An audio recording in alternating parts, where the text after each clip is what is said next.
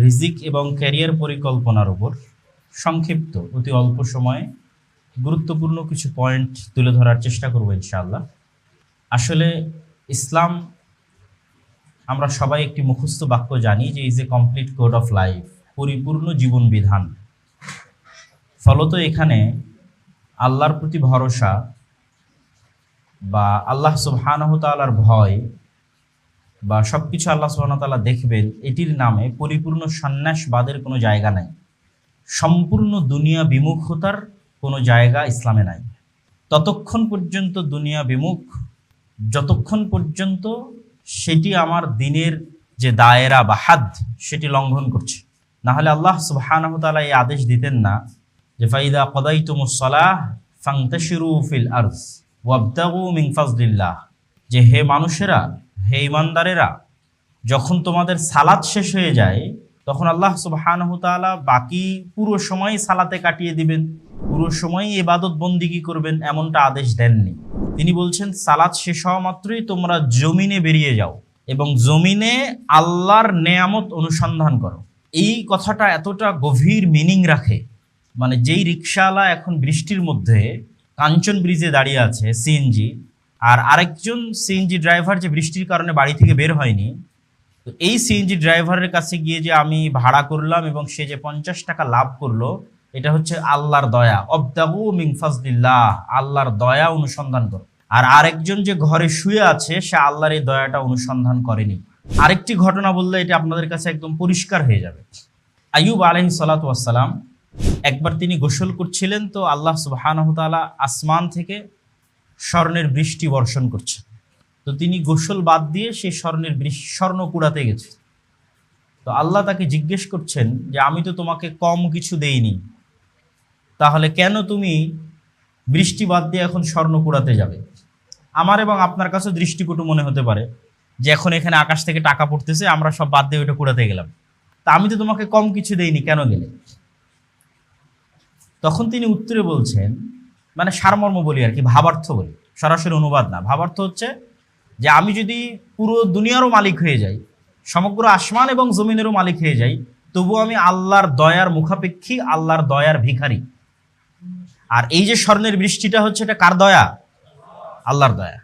তাহলে এই দুটা, একটি আয়াত এবং একটি হাদিস কে সামনে রেখে যদি আমি আপনাদেরকে বলতে চাই যে পৃথিবীর এমন কোনো প্লেস যেখান থেকে একটা টাকা হালাল উপায়ে ইনকাম করা যেতে পারে, সেই টাকা উপার্জন না করে মুসলমান ঘরে বসে থাকতে পারে না।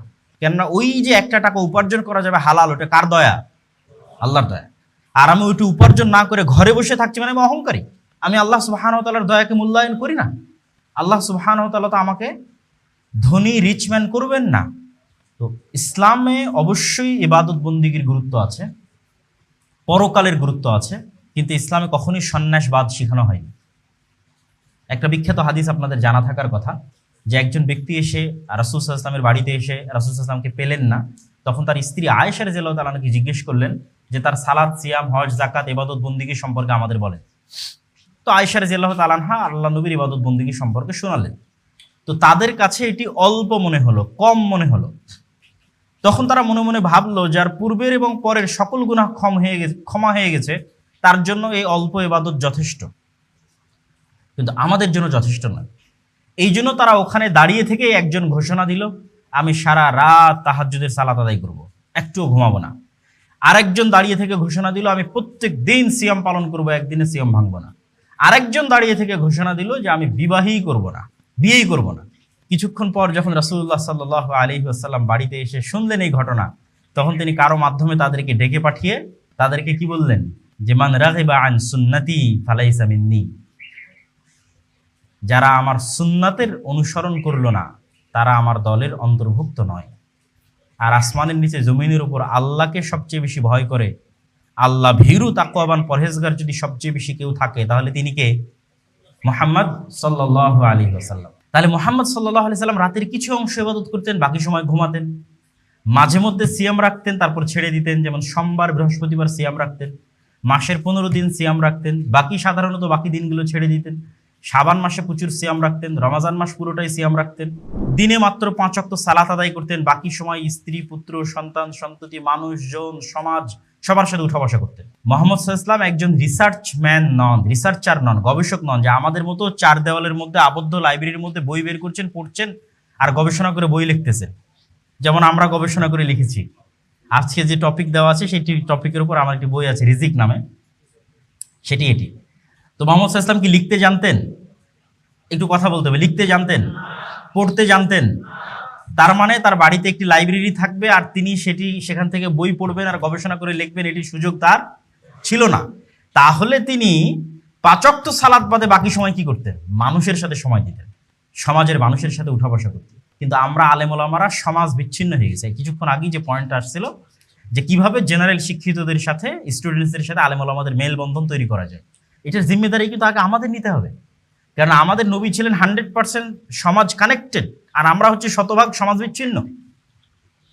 কেননা আমরা মনে করেছি দিন মানেই আমাকে মাদ্রাসায় ছাত্রদের সাথে দার্স দিতে হবে, দিন মানেই আমাকে গবেষণা করে বই লিখতে হবে। কিন্তু আমি বলতে গেলে অনেকেই হয়তো আবার সমালোচনা করতে পারে ফেসবুকে, কথা তো সাবধানে বলতে হয়। কিন্তু দিন মানে প্রকৃত অর্থে আসলে যে মানুষের সাথে উঠা বসা করা, মেলামেশা করা এবং তাদের সাথে ন্যায় পরায়ণতা, ইনসাফ এবং সত্যবাদিতা প্রতিষ্ঠা করা। উঠা বসা, মেলামেশাই ন্যায় পরায়ণতা এবং সত্যবাদিতা প্রতিষ্ঠা করা, এটিতে আমরা অনেক পিছিয়ে আছি। এই জন্য একজন সালাফ বলেছেন, 2 জন মানুষের মধ্যে মীমাংসা করে দেওয়া, অথবা স্বামী স্ত্রীর মধ্যে মীমাংসা করে দেওয়া, অথবা যে কোনো 2 জন মানুষের মধ্যে মীমাংসা করে দেওয়া, অথবা যে কোনো একটা বিচার ন্যায়পরায়ণতার সাথে করে দেওয়া, আর সারাদিন সারা রাতের যে কোনো ইবাদতের চেয়ে উত্তম হতে পারে। কেননা সারাদিন সারা রাতের যে ইবাদত আমি করতেছি সেটি কার সাথে সম্পৃক্ত? আল্লাহর সাথে সম্পৃক্ত। আল্লাহ সুবহানাহু ওয়া তাআলা চাইলে কিন্তু, মাফ চাইলে কিন্তু আমাদের সকল গুনাহ ক্ষমা করে দিতে পারে। কিন্তু যখন আমি মানুষের সাথে ডিল করতে গিয়ে ইনসাফ এবং সত্যবাদিতা বজায় রাখতে পারবো না, তখন কিন্তু ওই মানুষ ক্ষমা না করলে আল্লাহ ক্ষমা করবেন না। ধরে নিলাম ওই মানুষও ক্ষমা করে দিল, কিন্তু আমি রাষ্ট্রে ইসলাম প্রতিষ্ঠার অযোগ্য হিসেবে বিবেচিত হয়ে যাব, সমাজে ইসলাম প্রতিষ্ঠার অযোগ্য হিসেবে বিবেচিত হব। এই জন্য আল্লাহ কোনো নবী, কোনো রাসূল অসত্যবাদী এবং অন্যায় পরায়ণ পাঠাননি। আল্লাহ রাসূল যদি আবু সুফিয়ানের প্রতি কোনো অন্যায় আচরণ করতেন, আবু সুফিয়ানের প্রতি কোনো মিথ্যার আশ্রয় নিতেন, তাহলে আবু সুফিয়ান তার হাতে যখন ইসলাম গ্রহণ করবে তখন লজ্জা কে পেত? আমার নবী মুহাম্মদ সাল্লাল্লাহু আলাইহি ওয়াসাল্লাম লজ্জা পেত। কিন্তু এটা সুযোগ নাই। তো সেহেতু কেরিয়ার বিষয় মানে আপনাদের সবাইকে নিজ নিজ কেরিয়ার বাদ দিয়ে শুধু কোরআন তেলাওয়াত করতে হবে, শুধু হাদিস পড়তে হবে, সবসময় আলেম ওলামাদের সাথে থাকতে হবে, বিষয়টি কিন্তু এমন নয়। বরং কিভাবে আপনারা একজন মুসলিম ইঞ্জিনিয়ার হিসেবে, মুসলিম বিজ্ঞানী হিসেবে, একজন মুসলিম অর্থনীতিবিদ হিসেবে মুসলমানদের কল্যাণে কাজ করতে পারবেন, তখন আপনার এই ইঞ্জিনিয়ারি পড়া, আপনার এই ডাক্তারি পড়া, আপনার এই অর্থনীতির পড়া পুরোটাই নেকি হিসেবে বিবেচিত হবে। ইন্নামাল আমালু বিন্নিয়াত, ইসলামের সকল আমল নিয়াতের উপর নির্ভরশীল। এবং রাসূলুল্লাহ সাল্লাল্লাহু আলাইহি ওয়াসাল্লাম বলেন, আদ-দুনিয়া ওয়া মা ফিহা মালউনা, দুনিয়া এবং তার মধ্যে যা কিছু আছে সবকিছু অভিশপ্ত।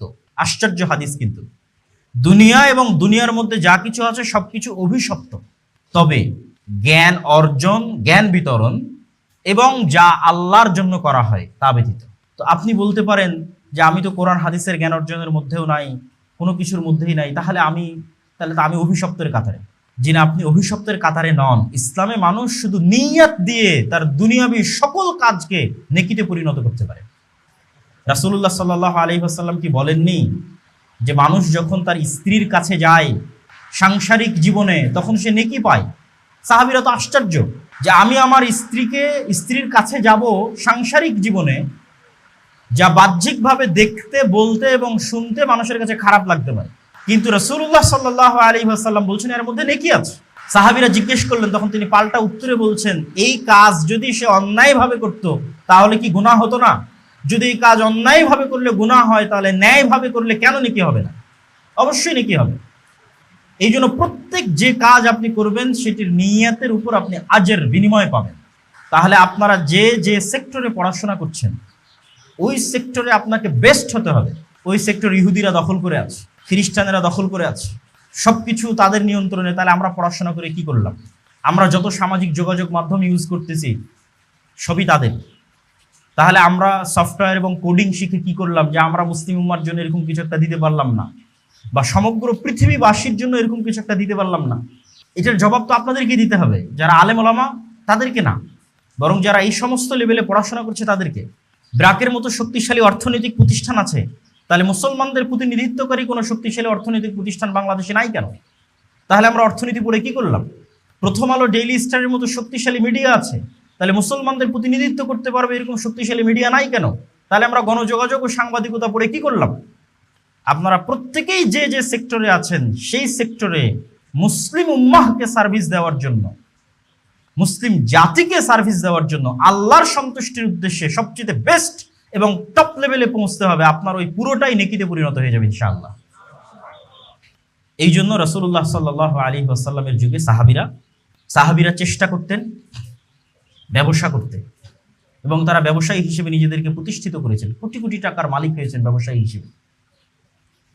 আজকেও সৌদি আরবের যে ব্যাংক রাজিহাই আছে, তার প্রতিষ্ঠাতার যদি আপনি জীবনী পড়েন, সাক্ষাৎকার দেখেন, তাহলে সে বলছে যে আমি আরো বেশি টাকা ইনকাম করতে চাই, যেন আমি আরো বেশি আল্লাহর রাস্তায় ব্যয় করতে পারি। মাইন্ড সেট আপ দেখেন, একজন আরো বেশি টাকা ইনকাম করতে চায় যেন সে আমোদ ফুর্তি করে শেষ করতে পারে, আর আপনাকে আরো বেশি টাকা ইনকাম করার চেষ্টা করতে হবে যেন আপনি টাকা আরো বেশি কোথায় ব্যয় করতে পারেন? আল্লাহর রাস্তায় ব্যয় করতে পারেন। বাংলাদেশের একজন ব্যবসায়ীর সাথে আমার পরিচয় আছে, উনি বলেন, এবং ওনার কথা আমি চিন্তা ভাবনা করে দেখেছি কোরআন হাদিসের সাথে মিলে, উনি বলেন যে আমি দুনিয়াতে জান্নাত কিনে মৃত্যুবরণ করতে চাই, এই জন্য ব্যবসা করতেছি। উনি চুল পরিমাণ সুদের সাথে সম্পৃক্ত না। তো দুনিয়াতে কেন জান্নাত কিনতে চান? ওই যে কোরআনের আয়াত, ইন্নাল্লাহা আশতারা মিনাল মুমিনিনা আনফুসাহুম ওয়া আমওয়ালাহুম, আল্লাহ সুবহানাহু ওয়া তাআলা মুমিনদের নিকট থেকে তাদের জীবনটা ক্রয় করে নিয়েছেন আর তাদের সম্পদ ক্রয় করে নিয়েছেন। আল্লাহ শুধু দুইটাকে ক্রয় বিক্রয়ের কথা বলেছেন, এটা জান নফস আর একটা হচ্ছে সম্পদ।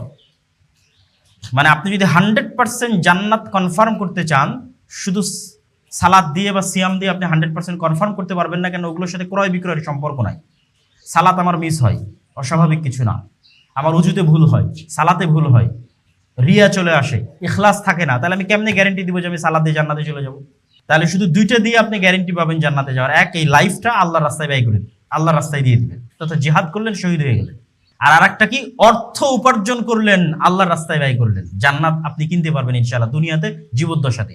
তাহলে ইসলামকে আমরা কখনোই যদি সম্পূর্ণরূপে দুনিয়া বিমুখ, ঘর কোনো এবং আল্লাহর উপর ভরসা করে রিজিক উপার্জন করব না, এই ভরসায় ঘরে বসে থাকবো, এরকম দিন নয়। আর সারমর্ম কথা আমার এটি যে আমাদেরকে মুসলমানদের প্রতিনিধিত্বকারী হিসেবে আরো বেশি যেন আমি মুসলিম উম্মার উপকার করতে পারি এই নিয়তে, আরো বেশি যেন আমি আল্লাহ সুবহানাহু ওয়া তাআলার রাস্তায় ধন সম্পদ ব্যয় করতে পারি এই নিয়তে, জান প্রাণ দিয়ে সকাল সন্ধ্যায় আর 10 জন সেকুলারের চাইতে বেশি, আর 10 জন নাস্তিকের চাইতে বেশি আপনাকে টাকা উপার্জনের জন্য চেষ্টা করতে হবে, এবং আপনার নিজ নিজ প্রফেশনে টপ লেভেলে পৌঁছার জন্য চেষ্টা করতে হবে, এবং সব জায়গায় মাথায় মুসলিম উম্মার কথা মাথায় রাখতে হবে, যেন আপনার এই পুরো পড়াশোনা, পুরো লাইফ, পুরো সময়, পুরো চাকরি যেন নেকিতে পরিণত হয়। আল্লাহ সুবহানাহু ওয়া তাআলা কবুল করুক। আল্লাহুম্মা আমিন। ওয়া আখির দাওয়ানা আলহামদুলিল্লাহি রাব্বিল আলামিন। আসসালামু আলাইকুম ওয়া রাহমাতুল্লাহি ওয়া বারাকাতুহু।